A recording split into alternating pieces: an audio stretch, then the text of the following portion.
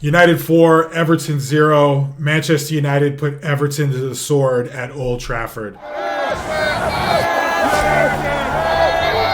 Today was United's first match at home in the league under new manager Rúben Amorim. They were 13th in the league going into the match, but still within striking distance of top four. Everton were 15th coming in, but only a few points off the relegation zone. And Everton hadn't scored a goal in 3 matches in all of November. So United were still heavy favorites coming in. By the way, if you haven't already, please subscribe to my channel, like the video, and comment your thoughts on the match in below. First key takeaway, the joy is back and so are the goals. It feels like something has changed in the last few games as United seem more confident and loose. You know, there's talk in the media about, the club releasing videos of the players training and smiling and laughing during training. And there's really been a lot of talk about that just being PR. But if you look at the way these players are responding to each other and the coaching during the matches and the way they've been celebrating the goals lately, you could just tell something has changed. A lot of that is the pressure that was lifted off the team when Ten Hag was actually sacked, and there wasn't as much of the will he, won't he go arguments going on and talk in the media. But it looks like something has actually changed, and the players don't always know exactly what they're supposed to do or exactly where they're supposed to be on the pitch or even what their teammates are necessarily doing. But it does look like they're flying around the pitch at 100 miles per hour, and they're supporting each other out there, and it looks like they're having more fun, and United as a consequence are a much more fun team to watch as well. Key takeaway number 2, the growing pains are still there. As players are figuring out where Amorim wants them to be, it wasn't pretty at times during that match, especially in the first 30 minutes when it looks like Everton really could have gone and gotten a goal or even 2. There's been moments under the Amorim era where the defense seems out of place or the midfield seems out of place, and other teams are carving us open. If you go back to Ipswich, they probably should have won that match if it wasn't for Onana and his immense performance keeping us in the match. But if you look since then, we've gotten a little bit better, game by game. The midfield and the defenders, they're struggling to, realize where they need to be positionally. But at the same time, United were still creating chances in the first half as well, and we could have scored earlier. And it seemed like whenever we scored during that match, Everton were going to be knocked out anyway because they were lacking so much confidence as well, and they're a team that really struggles to score goals. And when United did finally break through, the game kind of took that shape where it looked like we were in control and they were never going to come back and win. But, there still are a few tweaks that need to be made, and whether that's Amorim changing positional player position slightly, or if it's just the players being more used to where they need to be in each individual situation, I think we'll see that moving forward. But understand, even though the scoreline was 4-0, there still were some negatives, and if a few things fall Everton's way, then perhaps it's a closer game than we were anticipating, or a closer game than it looked like on the score sheet. As far as player performance, to start with the goalkeeper, Onana was rock solid as always. Honestly, he didn't have to do as much this match as he has in previous matches. He only had to make one save. It was a pretty good save. It was a header mostly directly at him or right to the side of him. It was kind of a tough save, but he didn't have to make a ton of saves to keep us in the game. His distribution was solid as always, though, and it's good to have a keeper who's so comfortable on his feet, who can sweep and can pass the ball. As far as defense, I thought the defense wasn't that great today, especially compared to the last few matches. I thought Mesraoui probably had his worst match under Amorim, even though he still showed his technical brilliance and he didn't lose the ball that much. But I think a lot of the struggles from the defense and also the midfield as well has to do with, again, players getting used to the system, getting used to where not only they need to be, their teammates need to be under every single situation. They did struggle a bit under Everton's press. Martinez did get a yellow card knocking him out of the Arsenal match. But, I thought they were decent on the ball. but they're still learning where they need to be in the system. The midfield as well struggled. Casemiro and Kobe, I thought, didn't play poorly, but they weren't standouts either. I thought they both gave the ball away a lot. I think that's par for the course for Casemiro at this point, but for Kobe, it's not really characteristic of the way he is and how he plays. I think, again, they're still learning how to play under the system and play, understand where they need to be in every situation. So Manu also got a yellow card today, which isn't great. He's also going to miss the Arsenal match, which I think is bad considering, how little or how few options we have in midfield with legs and technical quality. Like Eriksen is decent, but he can't run around. Casemiro kind of struggles running around a little bit. It's tough to see what we're going to do. I think they played Mount when he came on in the second half. He played in that deeper sort of double pivot role, so it'll be interesting to see what Amorim does on Wednesday against Arsenal. As far as the wings backs go, which is probably the most important position for this system, it looks like Amad has one of those spots completely on lock. I think Diallo is fine as a wing back. He puts in a shift, but he did little else today besides putting Bruno in potentially for a 1v1 versus Pickford. Maybe Bruno should have rounded Pickford and scored there, but Diallo is kind of quiet today, and he has kind of struggled in that left wing back position before. Be interested to see him play on the right, but we have to figure out someone in the left-hand position first, as Diallo is probably our only option right now. But again, on the other side, Amad looks so comfortable in that spot. He's very solid defensively. He has a work rate that I think rivals Antony's, who I think is probably our best defensive attacking player or best defensive winger. But Amad looks like he can match him step for step for that defensive intensity.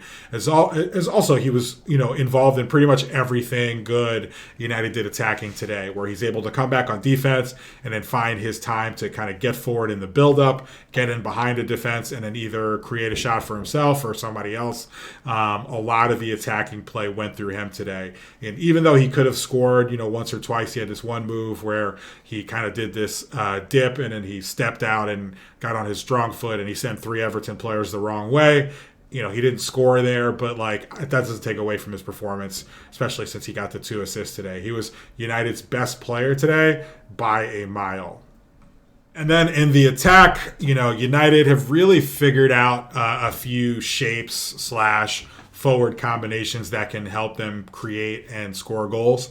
Rasmus Højlund played amazing against Bodo Glimt, and I think Garnacho can always be a threat to create goals and score goals. But I really like the combination we saw today out of Zirkzee and Marcus Rashford, with Amad supporting from the wing. Zirkzee would start up high and then drop into the midfield, combining that with Rashford, starting behind him and then swapping places, running in behind from the 10 position or even starting out wide. It really gave Everton a ton of problems. I think the best attacks, or at least my favorite attacks, aren't necessarily guys with set positions and then crossing into a striker. I think the best attacks are versatile attacks where the players can kind of rotate, shift positions, even within the play or whatever, because I think that's really gives defenses the most problems, because the center backs, the wing backs, the full backs, they don't know what to do and who to guard, so who to defend. So I think that Zirkzee and Rashford kind of have that flexibility where they can either play centrally or out wide or up against the back line or drop deep, and I think you saw that today. Combined with Bruno, who I thought had a very good game doing his Bruno things, covering every blade of grass on the pitch. But I think, Zirkzee and Rashford really deserve all the credit today. Both of them have been taking a lot of flack in the media lately and even from fans. But if they can continue to produce like this, that gives United options and the attack moving forward. And it, bodes really well for their United career. As far as the subs go, Maguire and Shaw came on in defense. Neither of them had a ton of time to really, put their stamp on the game. But I think Shaw is starting to look more and more fit. We've seen him a couple times at that left center back position. But, it's important because he's probably going to have to start, at that spot against Arsenal on Wednesday. Maguire being fit is good as well, just because it gives us another option for that central center back position.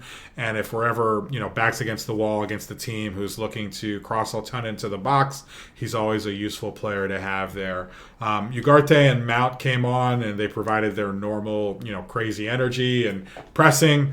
Those are guys who I think are essential to have in the midfield, especially when another team's going to have the ball and you need guys going out there trying to win the ball back. Garnacho was decent as well. He came on, he combined a few times with Rashford, with Zirkzee.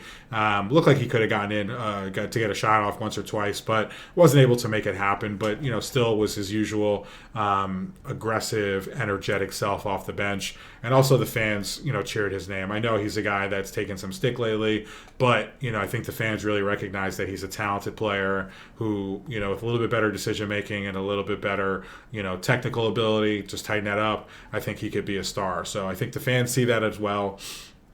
And I hope he sees, they're chanting Viva Garnacho. They want him to succeed also. As far as the manager, I've been a little bit reserved so far because I wanted to wait and see, after a few games what Amorim was bringing to the table. But he's really impressed me so far. He's had to change what we do on the fly while he's stuck to his principles. Generally, you can see him making these little tweaks here and there to get the best out of the squad. I think the fact that he's been able to do this when he's had so little time with the squad is really a testament to kind of his management skills. And you see real confidence and joy kind of creeping back in. And that shows like he's a really good man manager. Also, the way he's tweaked the player combinations shows he can put these players in the best positions to succeed within his style of play.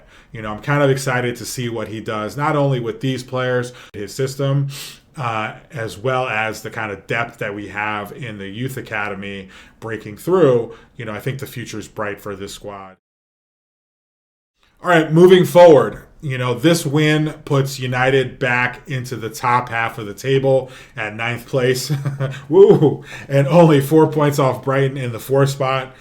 United play Arsenal on Wednesday, though, and this is the first really tough matchup of the Amorim era. And I think it's a little bit premature to expect a victory or even a result in that match. They're a little bit more baked, a little bit further down in the process than we are. United are just starting under Amorim. I wouldn't be surprised if we didn't get a result, but I'm going to maintain the positivity because you know what? You never know. We can get a goal here and there, and who knows what happens. But I do think with the yellow cards to Licha and to Menu, that kind of limits our options. But I kind of trust this team right now and Amorim to not get embarrassed, but hopefully, they can try and get a result. But it's a little bit early. Again, I don't want to set any expectations. But, as far as the rest of December, the only other tough team on paper is a struggling Man City squad who I think have lost their 6th game in a row today. And all of United's other matches in December, they're all winnable. So with a good run of form, United could find themselves in and around the top 4 mix. But again, it's still early in the process. Really, we're just tweaking everything, finding the the structure, the positioning, the confidence to not only just think and say this is what I need to do, but have the instinct to do it without having to think, just be reacting. So that's still the process that we're going through now. There's probably going to be ups and downs for the rest of the season, but my brand is relentless positivity, so I can't help but be positive about what's going on. But yeah, let me know your thoughts. Do you feel like United are back, or should we not read too much into this win? Do you think United can get back into the top 4, or, should we just not have any expectations for the rest of the season and, accept whatever we accept as long as there's progress? Well, either way, drop your thoughts in the comments below. Don't forget to like and subscribe, and let's go up the Reds.